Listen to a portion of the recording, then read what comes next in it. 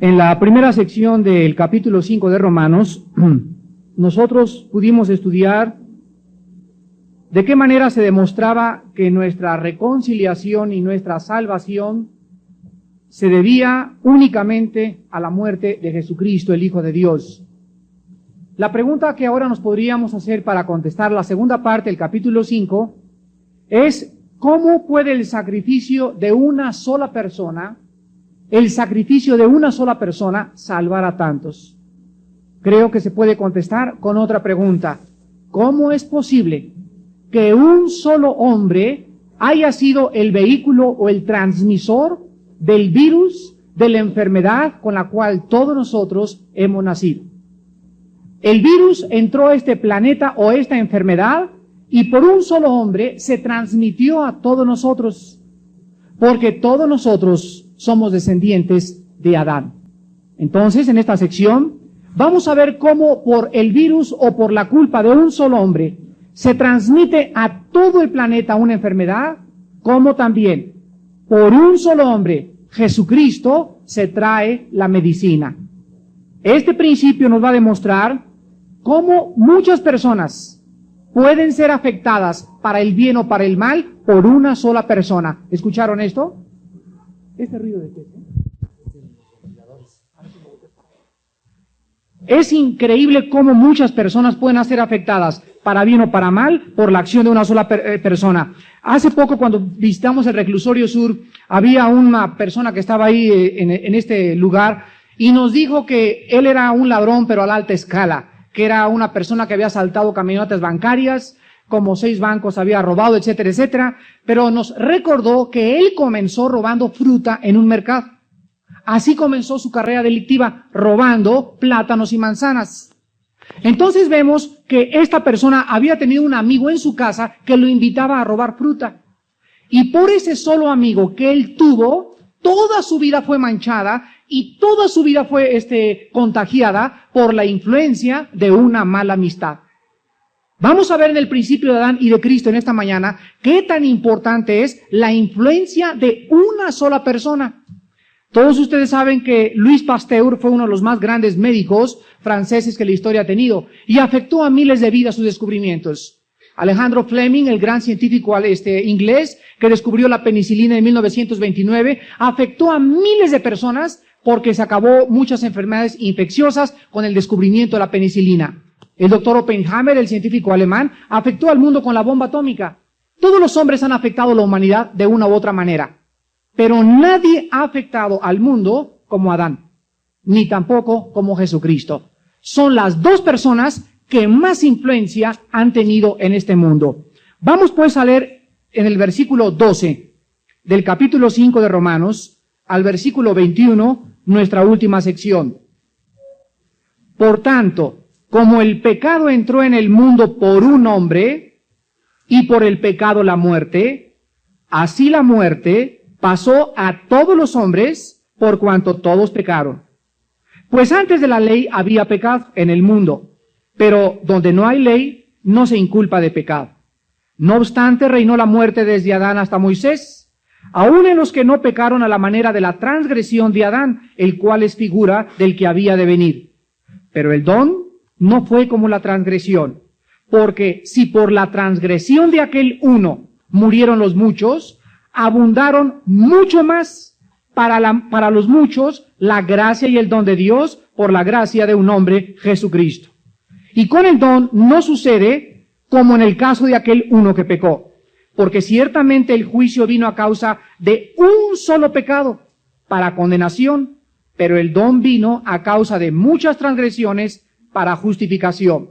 Pues si por la transgresión de uno solo reinó la muerte, mucho más reinarán en vida por uno solo, Jesucristo, los que reciben la abundancia de la gracia y del don de la justicia. Así que, como por la transgresión de uno vino la condenación a todos los hombres, de la misma manera por la justicia de uno vino a todos los hombres la justificación de vida. Porque así como por la desobediencia de un hombre los muchos fueron constituidos pecadores, así también por la obediencia de uno, los muchos serán constituidos justos. Pero la ley se introdujo para que el pecado abundase. Mas cuando el pecado abundó, sobreabundó la gracia. Para que así como el pecado reinó para muerte, así también la gracia reine por la justicia, para vida eterna, mediante Jesucristo, Señor nuestro. En el versículo 12 encontramos en esta mañana, en nuestra exposición versículo por versículo, tres cosas importantes y vemos la historicidad de la raza humana antes de Cristo. Dice el versículo 12 tres cosas. En primer lugar, que el pecado, la enfermedad de todos nosotros entró al mundo por un hombre. Número 2, el ser humano tiene que morir. El ser humano tiene que morir por el pecado. Cuando hubo el programa del licenciado Zabludowski en el Canal 2 acerca de la muerte, discutieron durante 4 meses por qué el hombre tenía que morir.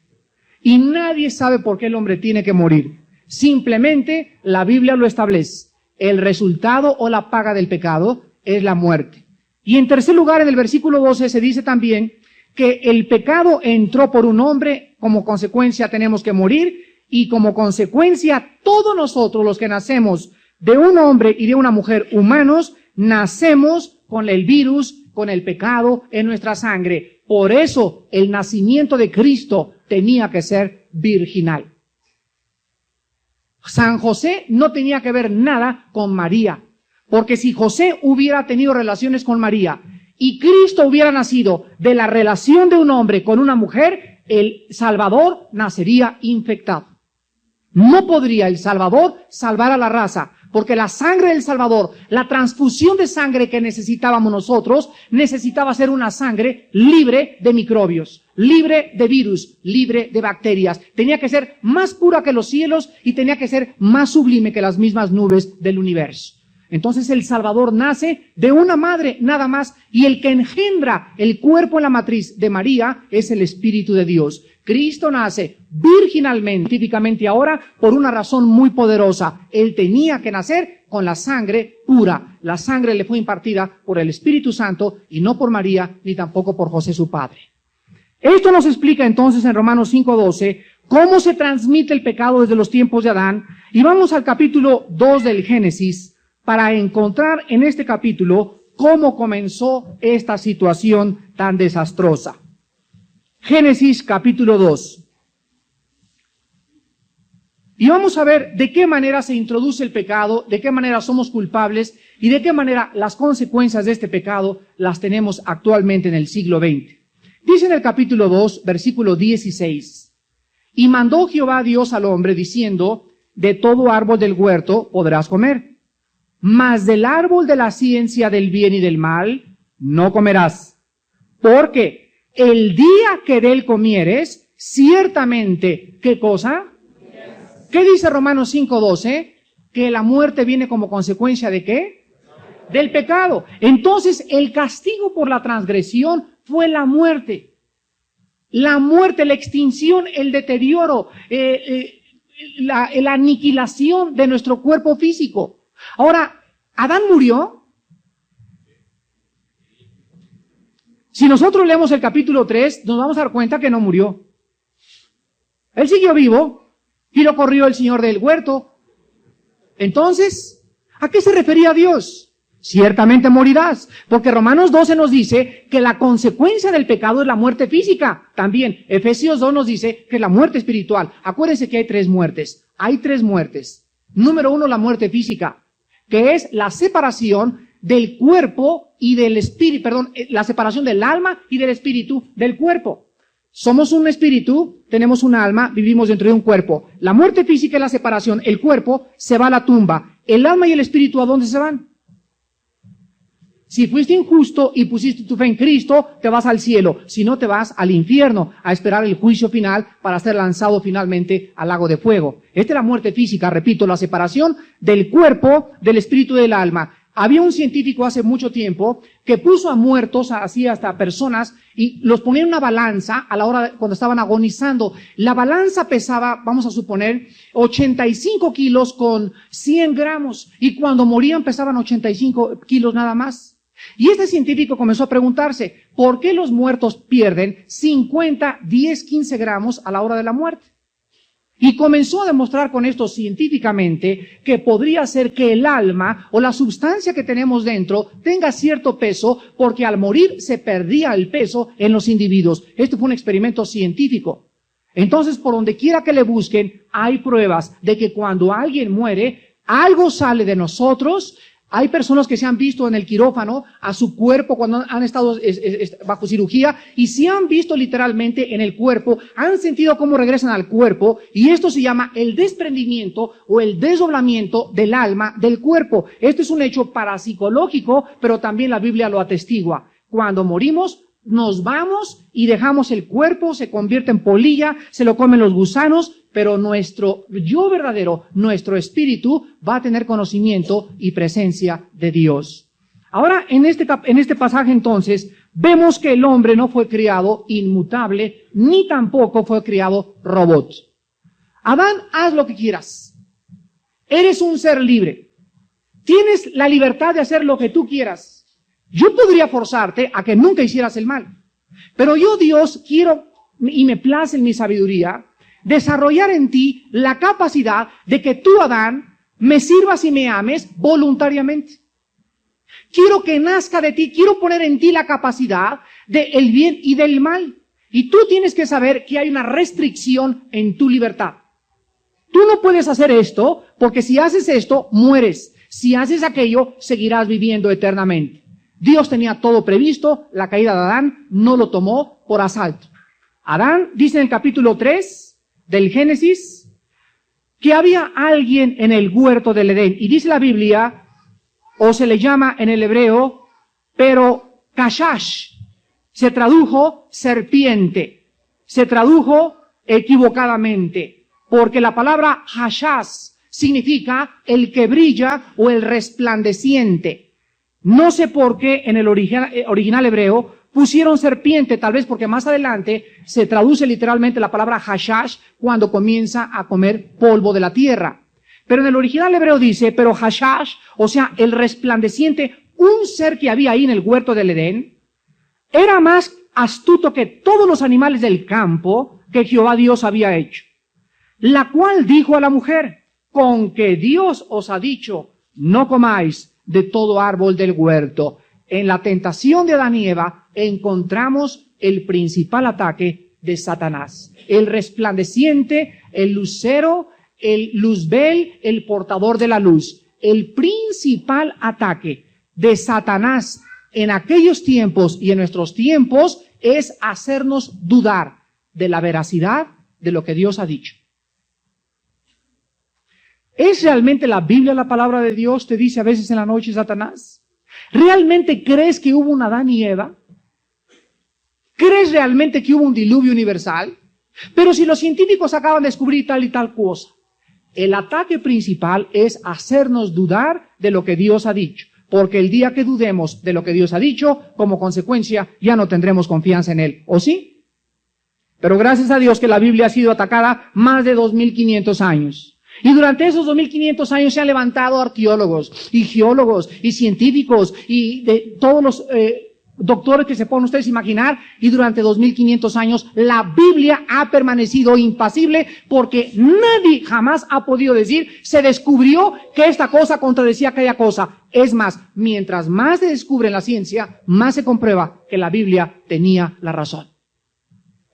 Dice el versículo 2 que la mujer le responde a este ser resplandeciente, del fruto de los árboles del huerto podemos comer, pero del fruto del árbol que está en medio del huerto, dijo Dios, no comeréis de él, ni le tocaréis, para que no muráis.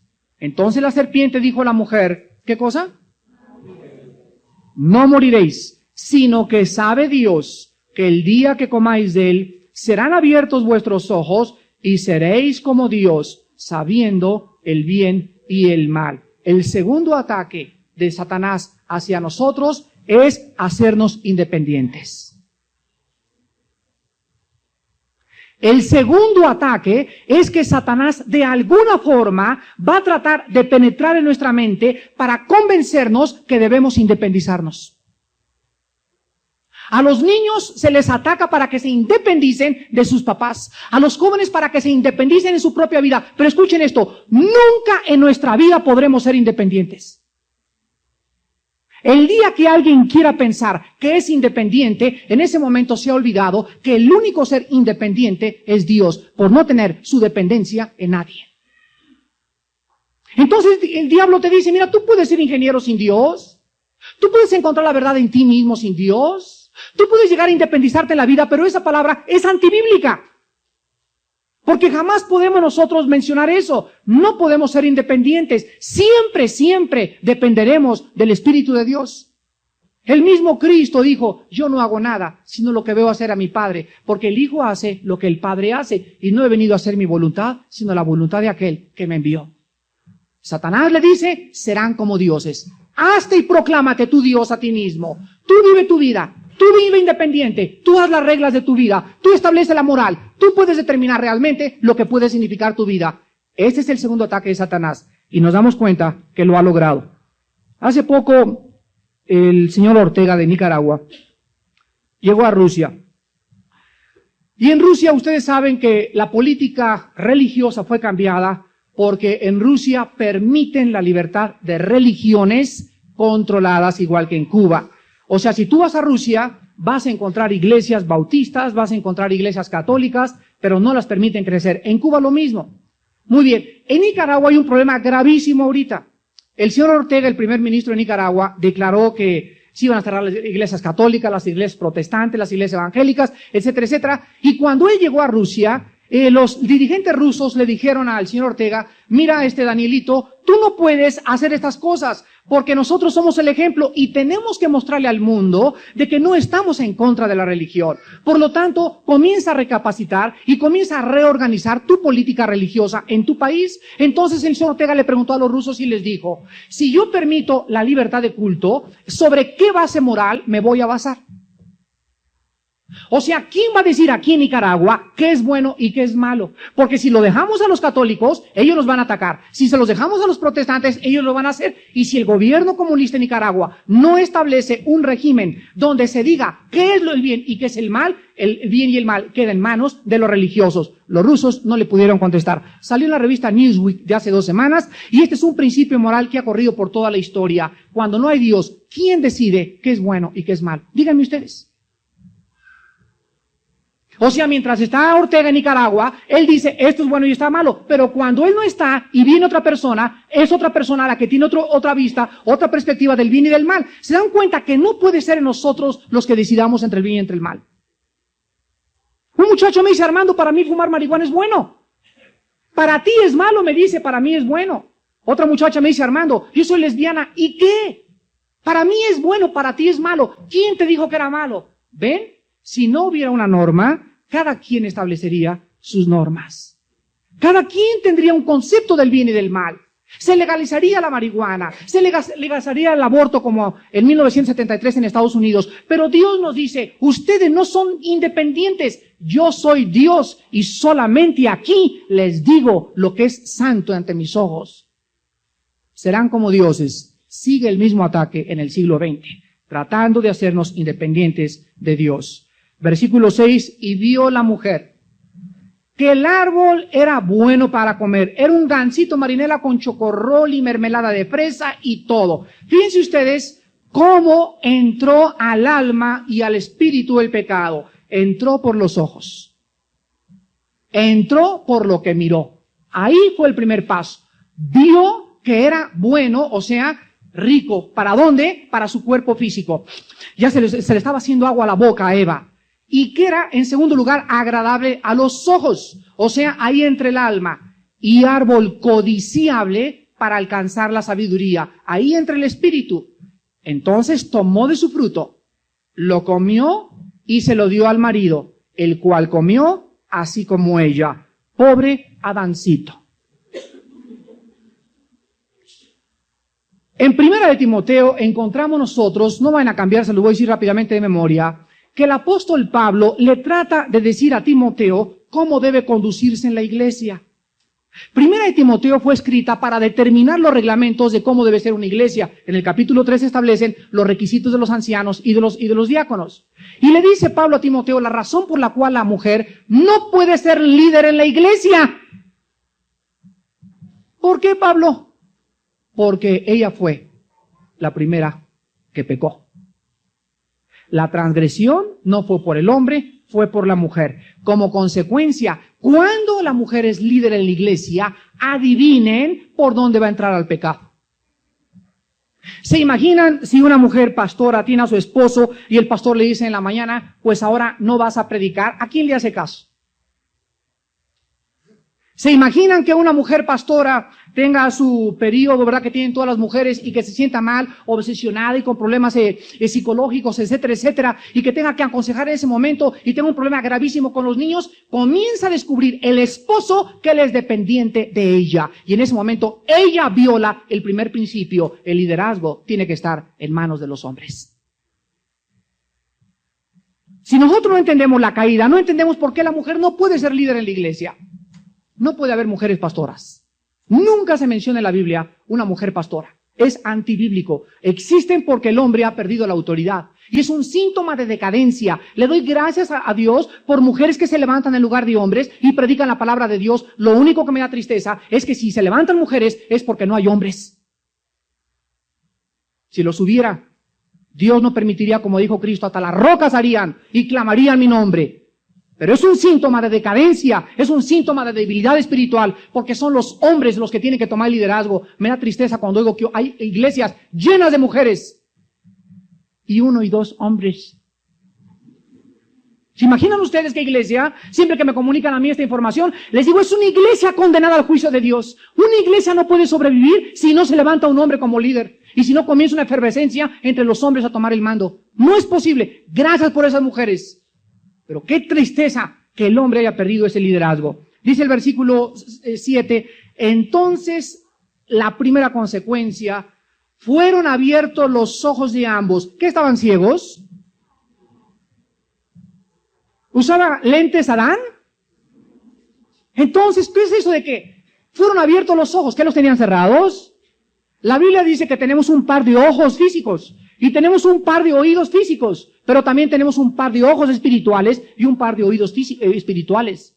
Los ojos espirituales, los ojos físicos no pueden ver lo que los ojos espirituales pueden ver. Cuando tú vienes con tus ojos físicos a la Biblia, no puedes ver las cosas espirituales porque son locura a tu pensamiento, a tu lógica y a tu intelecto, porque la Biblia tiene que ser vista con ojos, con anteojos, de esos chiquitos que se ponen ahora las personas para ver, con pupilentes espirituales.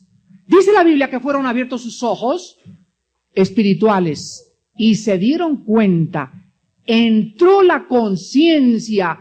El hombre abre los ojos ante el pecado y descubre el niño de 7 años y se tapa.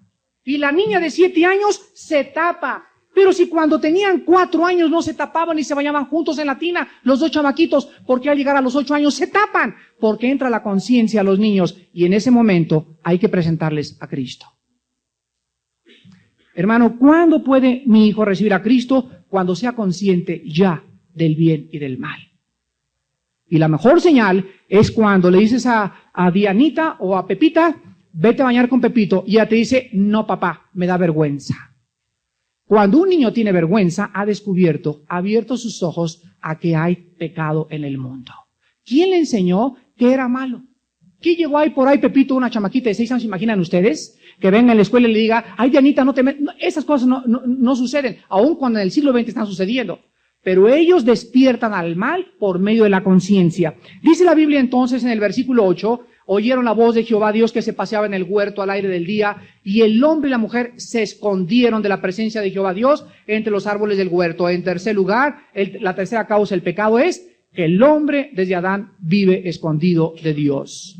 El hombre vive escondido de Dios, por eso no quieren venir a oír la palabra, por eso tienen miedo de oír la Biblia, de ir a reuniones de oración, de ir a los desayunos, porque tienen miedo de que la palabra los revele, les abra las cortinas y pueda la gente ver realmente lo que hay en sus corazones. ¿Estás tú escondido en esta mañana? ¿Vives escondido de Dios? ¿En qué te has escondido? ¿En filosofías? ¿Te has escondido en la dianética con los gurús? La Biblia dice que tu problema es que no quieres confrontarte con la verdad. El hombre, como consecuencia, comenzó a esconderse de Dios. Y en último lugar, dice el versículo 9, Jehová, Dios le llama al hombre y le dice, ¿dónde estás tú? Pregunta, ¿quién comenzó la búsqueda? ¿El hombre hacia Dios o Dios hacia el hombre? Piensen lo que les acabo de decir. Esta es la diferencia del cristianismo y las religiones.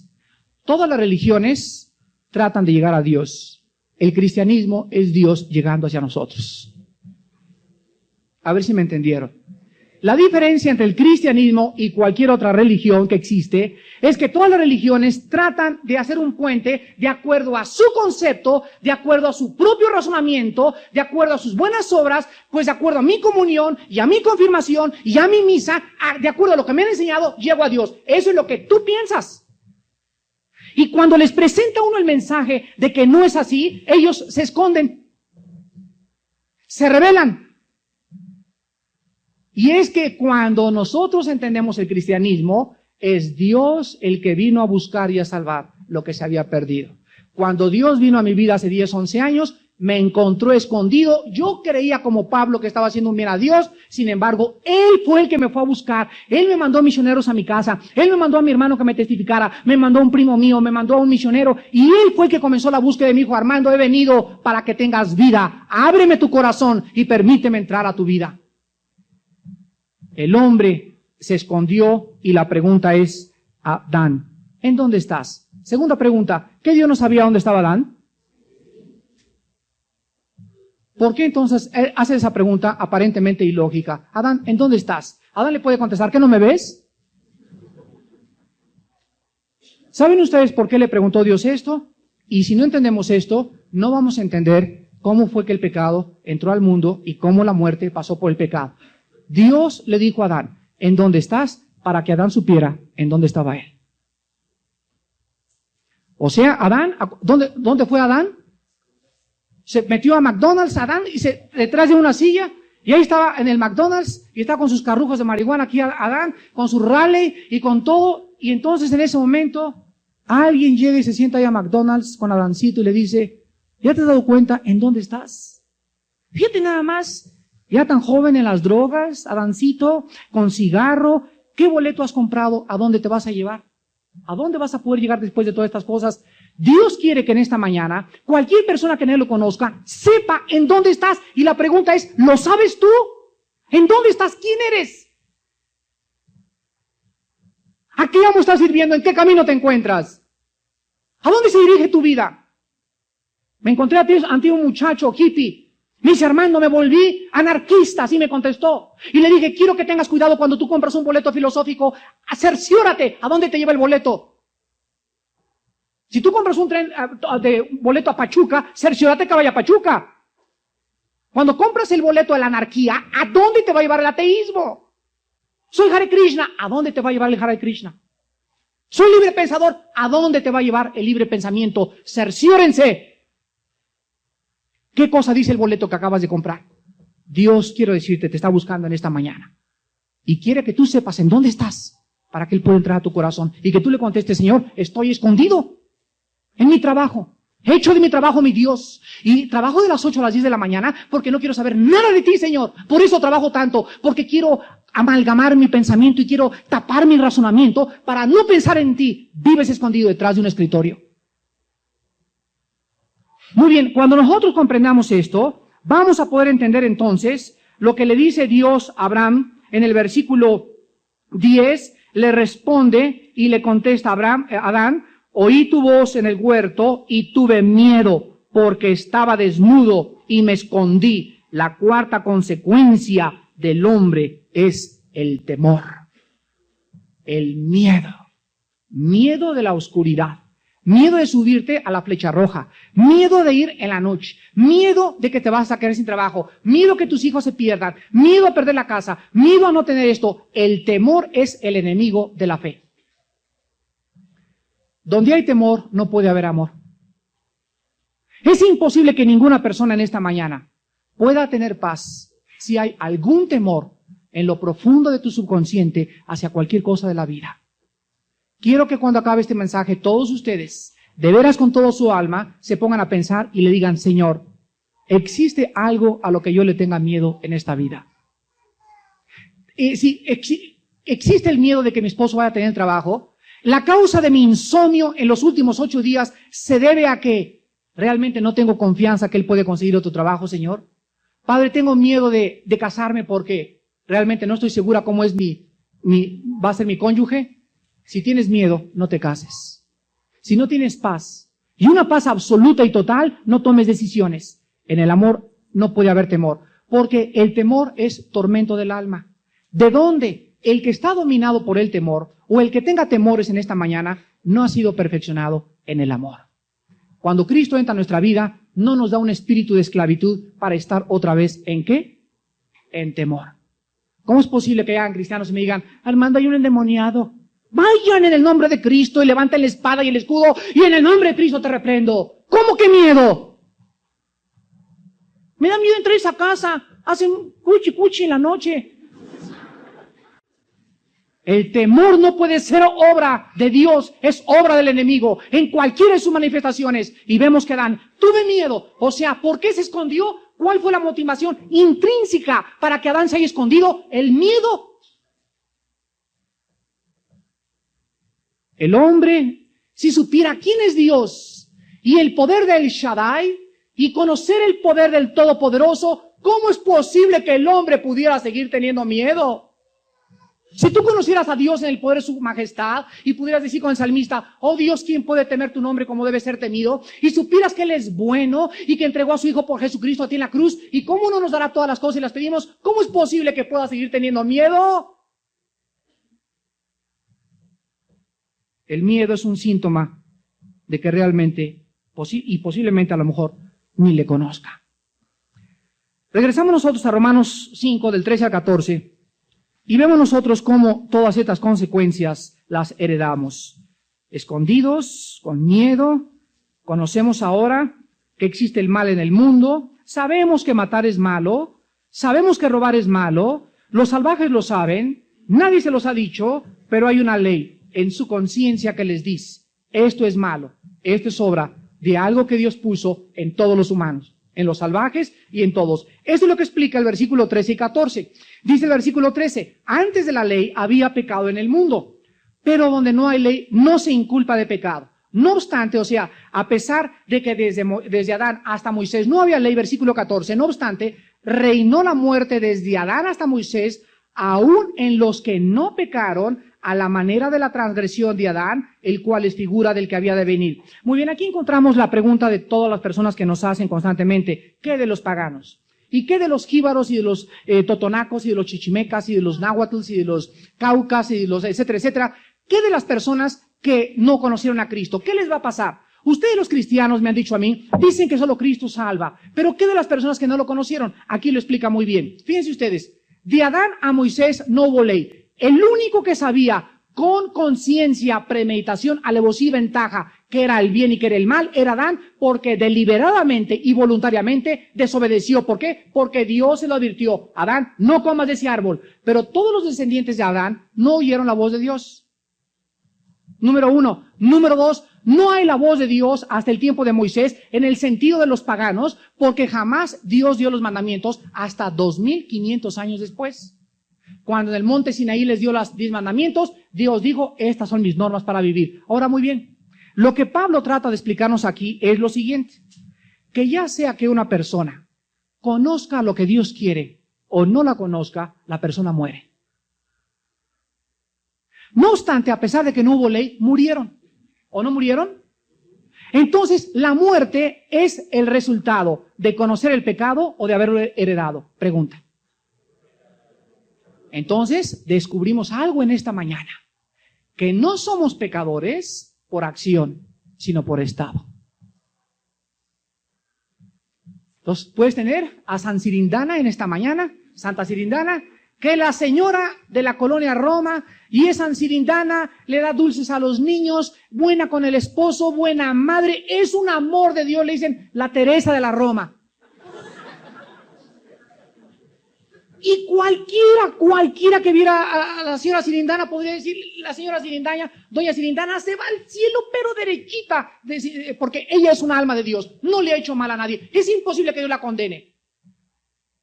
Cuando nosotros venimos a la Biblia, nos encontramos que doña Sirindana jamás le hizo mal a nadie. Y cuando se vaya al infierno, no se va a ir porque Sirindana hizo malas acciones, se va a ir porque nació en pecado y no fue lavado con la sangre de Cristo.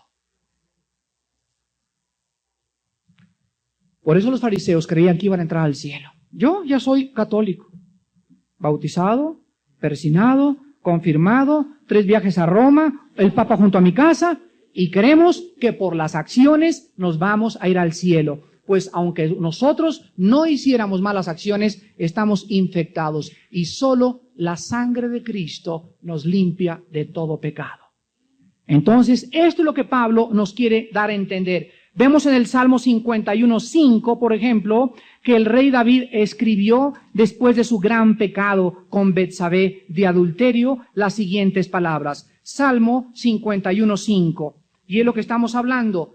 He aquí, en maldad he sido formado y en pecado me concibió mi madre.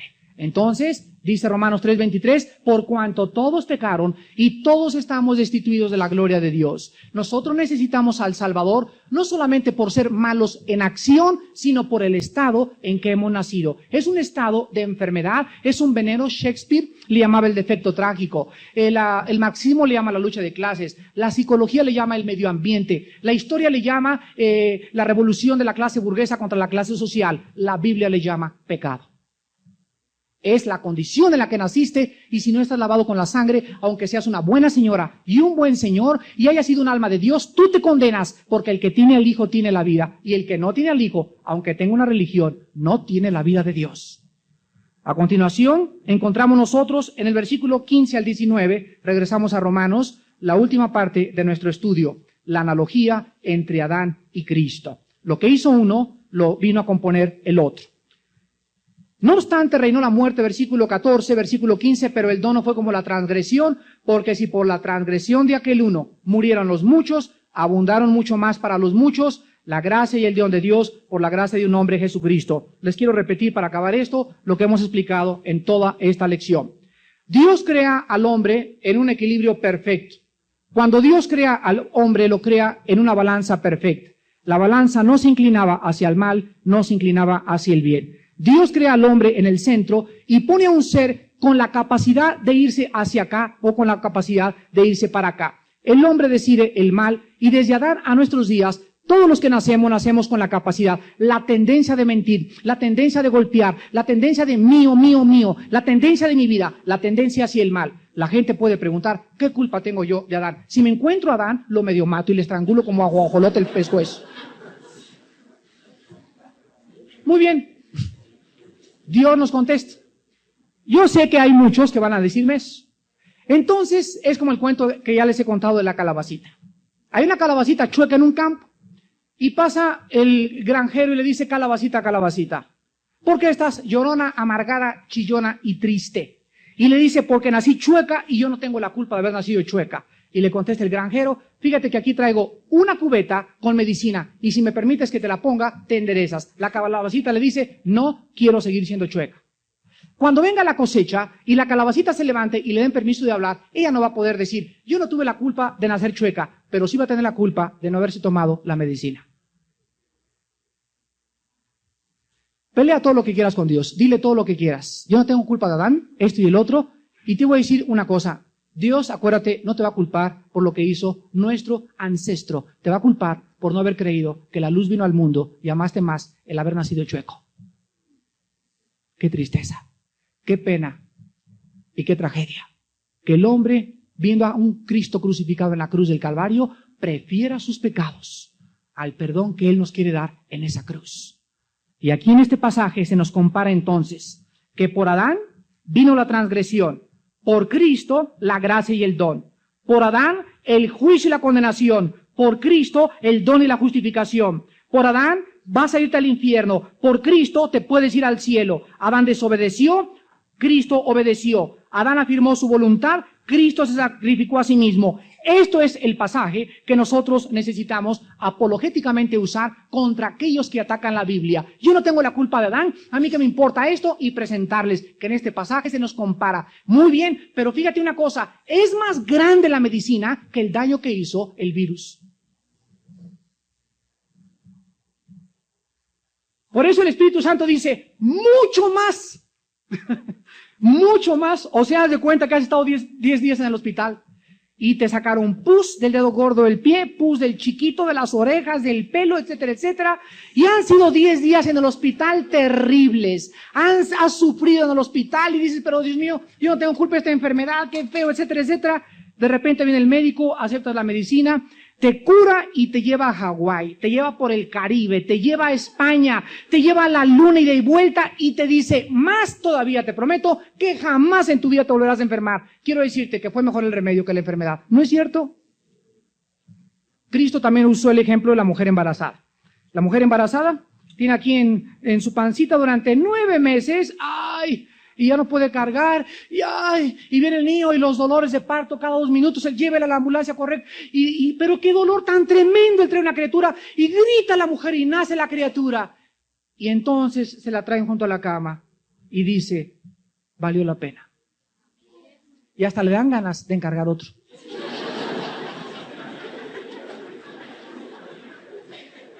¿No es cierto, Natalia?